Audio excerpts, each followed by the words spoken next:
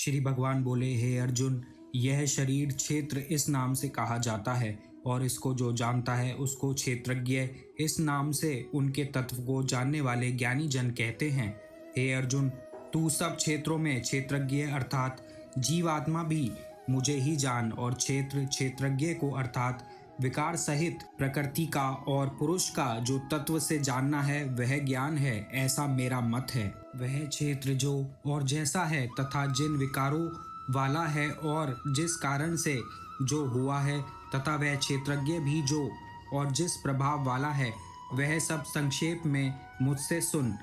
यह क्षेत्र और क्षेत्रज्ञ का तत्व ऋषियों द्वारा बहुत प्रकार से कहा गया है और विविध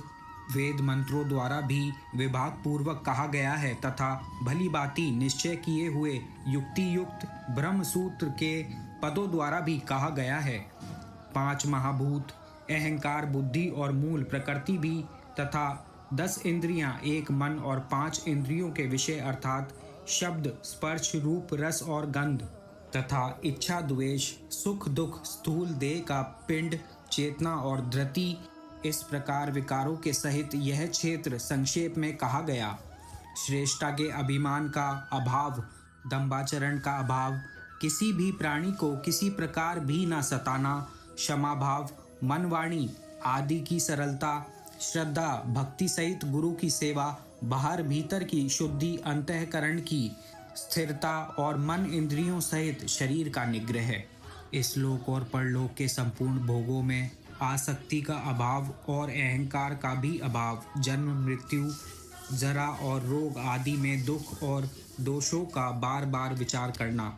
पुत्र, स्त्री, घर और धन आदि में आसक्ति का अभाव, ममता का न होना तथा प्रिय और अप्रिय की प्राप्ति में सदा ही चित्त का सम रहना,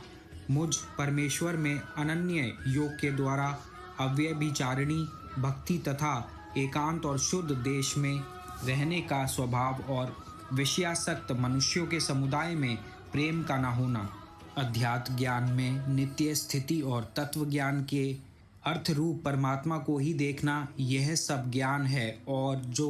इससे विपरीत है वह अज्ञान है, ऐसा कहा है। जो जानने योग्य है तथा जिसको जानकर मनुष्य परमानंद को प्राप्त होता है उसको भली भांति कहूँगा। वह अनादि वाला परम ब्रह्म न सत ही कहा जाता है न असत ही। वह सब ओर हाथ पैर वाला, सब ओर नेत्र, सिर और मुख वाला तथा सब ओर कान वाला है, क्योंकि वह संसार में सबको व्याप्त करके स्थित है। वह संपूर्ण इंद्रियों के विषयों को जानने वाला है, परंतु वास्तव में सब इंद्रियों से रहित है तथा आसक्ति रहित होने पर भी सबका धारण पोषण करने वाला और निर्गुण होने पर भी गुणों को भोगने वाला है। वह चराचर सब भूतों के बाहर भीतर परिपूर्ण है और चर अचर भी वही है और वह सूक्ष्म होने से अविज्ञ है तथा अति समीप में और दूर में भी स्थित वही है। वह परमात्मा विभाग रहित एक रूप से आकाश के सदृश परिपूर्ण होने पर भी चराचर संपूर्ण भूतों में विभक्त सा स्थित प्रतीत होता है तथा वह जानने योग्य परमात्मा विष्णु रूप से भूतों को धारण पोषण करने वाला और रुद्र रूप से संहार करने वाला तथा ब्रह्मा रूप से सबको उत्पन्न करने वाला है। वह पर ब्रह्म ज्योतियों का भी ज्योति एवं माया से अत्यंत परे कहा जाता है। वह परमात्मा बोध स्वरूप जानने के योग्य एवं तत्व ज्ञान से प्राप्त करने योग्य है और सबके हृदय में विशेष रूप से स्थित है। इस प्रकार क्षेत्र तथा ज्ञान और जानने योग्य परमात्मा का स्वरूप संक्षेप से कहा गया। मेरा भक्त इसको तत्व से जानकर मेरे स्वरूप को प्राप्त होता है। प्रकृति और पुरुष इन दोनों को ही तू अनादि जान और राग द्वेष आदि विकारों को तथा त्रिगुणात्मक संपूर्ण पदार्थों को भी प्रकृति से ही उत्पन्न जान। कार्य और करण को उत्पन्न करने में हेतु प्रकृति कही जाती है और जीवात्मा सुख दुखों के भोक्तापन में अर्थात भोगने में हेतु कहा जाता है। प्रकृति में स्थित ही पुरुष प्रकृति से उत्पन्न त्रिगुणात्मक पदार्थों को भोगता है और इन गुणों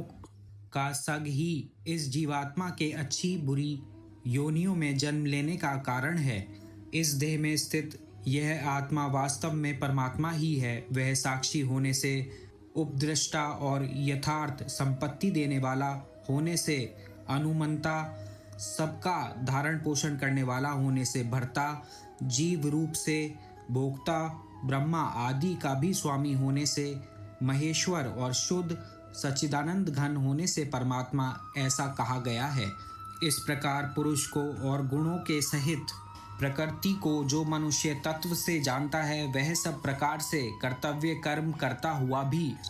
फिर नहीं जानता। उस परमात्मा को कितने ही मनुष्य तो शुद्ध हुई सूक्ष्म बुद्धि से ध्यान के द्वारा हृदय में देखते हैं, अन्य कितने ही ज्ञान योग के द्वारा और दूसरे कितने ही कर्म योग के द्वारा देखते हैं, अर्थात प्राप्त करते हैं। परंतु इनसे दूर अर्थात जो मंद बुद्धि वाले पुरुष हैं, वे इस प्रकार न जानते हुए दूसरों से अर्थात तत्व के जानने वाले पुरुषों से सुनकर ही तदनुसार उपासना करते हैं, और वे श्रवण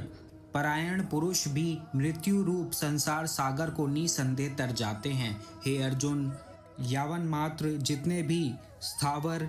जगम प्राणी उत्पन्न होते हैं, उन सबको तू क्षेत्र और क्षेत्रज्ञ के संयोग से ही उत्पन्न जान। जो पुरुष नष्ट होते हुए सब चराचर भूतों में परमेश्वर को नाश रहित और समभाव से स्थित देखता है, वही यथार्थ देखता है। क्योंकि जो पुरुष सब में समभाव से स्थित परमेश्वर को समान देखता हुआ अपने द्वारा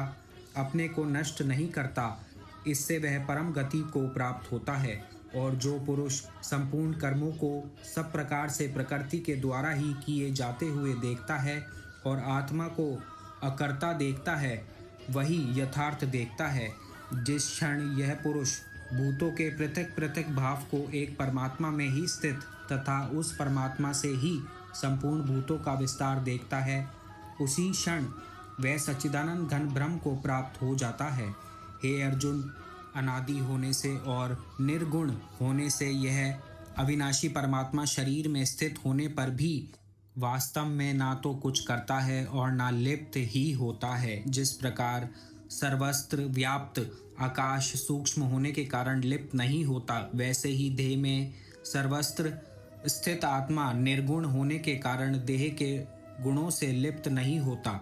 हे अर्जुन, जिस प्रकार एक ही सूर्य इस संपूर्ण ब्रह्मांड को प्रकाशित करता है, उसी प्रकार एक ही आत्मा संपूर्ण क्षेत्र को प्रकाशित करता है। इस प्रकार क्षेत्र और क्षेत्रज्ञ के भेद को तथा कार्य सहित प्रकृति से मुक्त होने को जो पुरुष